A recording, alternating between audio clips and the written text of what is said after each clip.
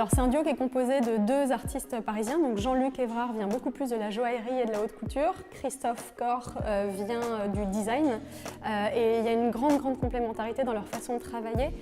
L'un va apporter beaucoup plus la forme, c'est la partie de Christophe, et l'autre beaucoup plus la couleur, la réflexion, c'est la partie de Jean-Luc.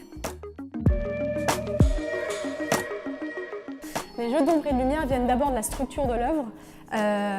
C'est des œuvres en volume, donc elles changent avec la lumière du jour et les ombres vont se dessiner à ce moment-là. Et des jeux de réfraction, c'est-à-dire tous les pigments qui vont appliquer au dos, qui vont se refléter dans le mur ou dans les miroirs qu'ils intègrent.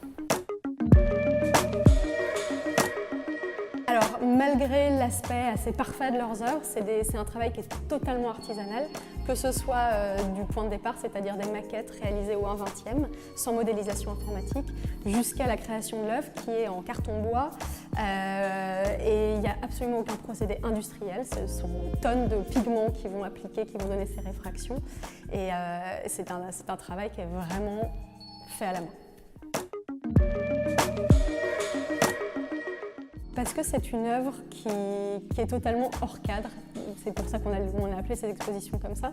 C'est-à-dire que c'est une œuvre qui mêle à la fois architecture, design, peinture, des œuvres qui ressemblent à absolument rien d'autre et qui en même temps puisent beaucoup d'inspiration dans l'histoire de l'art. C'est ce qui nous a plu, nous, dès le départ.